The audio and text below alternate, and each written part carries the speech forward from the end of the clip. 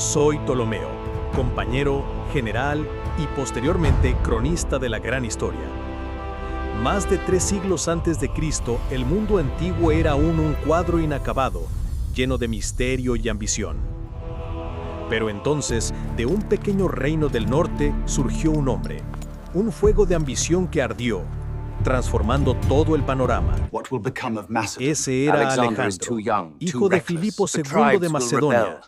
Un gran rey, pero una sombra demasiado grande para que un niño la superara. Desde muy joven, Alejandro fue formado por los mejores maestros, incluyendo a Aristóteles, quien le inculcó la sed de conocimiento, pero también la ambición de gobernar. Y entonces, el destino lo llamó antes de lo esperado. A los 20 años, Alejandro ascendió al trono tras la cuestionable muerte de su padre. Alejandro comprendió que debía actuar con rapidez y decisión para proteger la retaguardia y consolidar el joven reinado antes de embarcarse en una gran campaña extranjera. Cualquier retraso podría haber sido desastroso. Era la primavera del 335 a.C., un año de derramamiento de sangre y prueba. Yo, entonces joven, había acompañado a Alejandro en sus primeras campañas, siendo testigo del talento y la brutalidad de mi amigo y gran líder. La primera campaña nos llevó a Tracia, donde las tribus rebeldes habían convertido las montañas en fortalezas naturales, decididas a detener a Alejandro. Cada paso debía ser cauteloso, sabiendo que el peligro podía acechar en cualquier lugar. Su objetivo estratégico era claro: sofocar cualquier rebelión en la frontera norte, Tracia e Iliria, y reafirmar la hegemonía macedonia sobre las ciudades-estado griegas.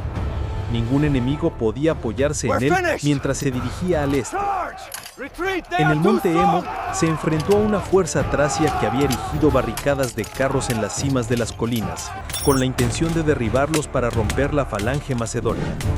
Una táctica simple pero despiadada, utilizando el terreno natural como un arma formidable. En cuanto se disipó la amenaza de los carros, nuestros arqueros comenzaron a lanzar una lluvia de flechas sobre el desconcertado enemigo, consternado por la sorpresa de Alejandro. Tácticas. La infantería derrotó fácilmente a los tracios, obligándolos a huir y abandonar sus posiciones. En la otra orilla, la tribu geta, compuesta por 14.000 hombres, dormía, completamente ajeno al ejército macedonio que se acercaba sigilosamente, oculto en la oscuridad.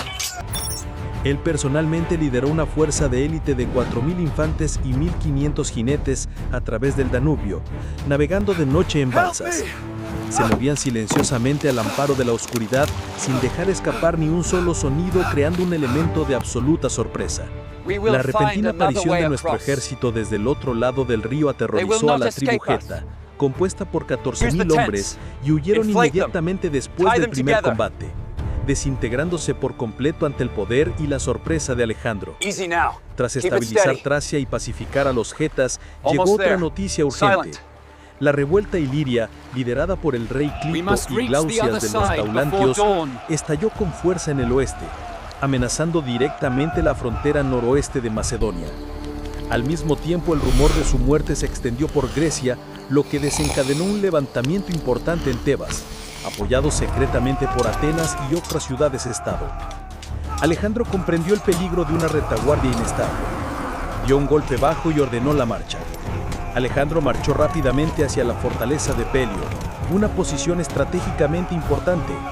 Esta rápida marcha también le ayudó a enfrentarse a Tebas, recorriendo más de 480 kilómetros en menos de 2 semanas para llegar a Tebas. El asedio de Pelio fue una conmoción para toda Grecia. En Pelio, esta fortaleza natural estaba defendida por el rey Clito y Glaucias. Llegamos e inmediatamente establecimos un asedio, enviando exploradores a investigar cada rincón.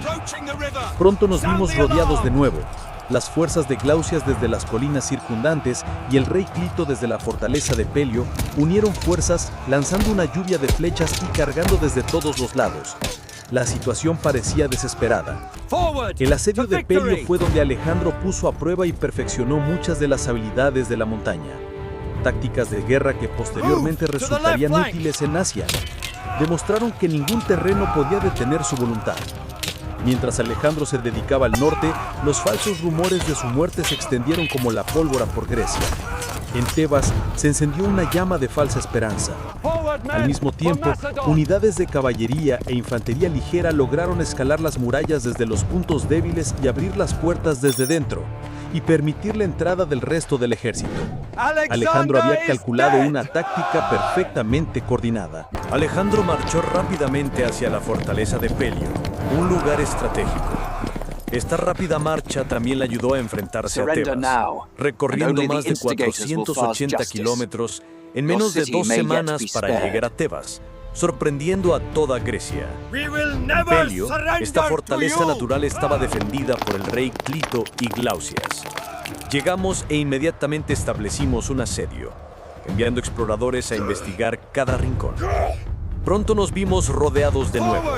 Las fuerzas de Glaucias desde las colinas circundantes y el rey Clito desde la fortaleza de Pelio unieron fuerzas, lanzando flechas y cargando desde todos los flancos. La situación parecía desesperada. El asedio de Pelio fue donde Alejandro puso a prueba y perfeccionó muchas de las tácticas de guerra de montaña que más tarde resultarían útiles en Asia. Demostró que ningún terreno podía detener su voluntad.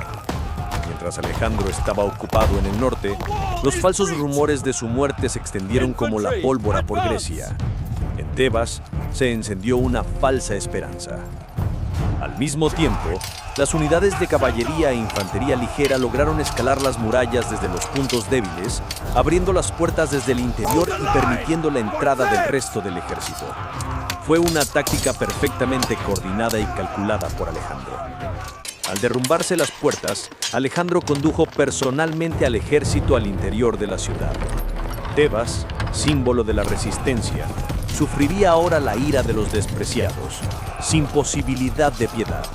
Los tebanos, desesperados, intentaron detener la avalancha enemiga.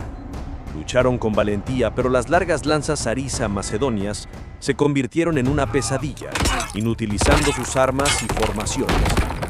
Todos los soldados tebanos sabían que esta era la última batalla. La brutalidad de Tebas envió un mensaje contundente al resto de Grecia. Las demás ciudades-estado se doblegaron rápidamente, sin atreverse a enfrentarse a la férrea voluntad de Alejandro. Su advertencia les había calado hondo. En Corinto, Alejandro fue reconfirmado como el hegemón de las fuerzas griegas en la inminente guerra contra Persia. Con su retaguardia asegurada, el camino a Asia estaba despejado, sin que la antigua Grecia representara ya una amenaza. Así, Alejandro había completado la consolidación de su poder. Las campañas en los Balcanes no solo sofocaron rebeliones, sino que también perfeccionaron sus talentos, demostrando el gran liderazgo y la crueldad necesarios para crear un imperio. Fue el comienzo de una aventura sin precedentes en la historia de la humanidad.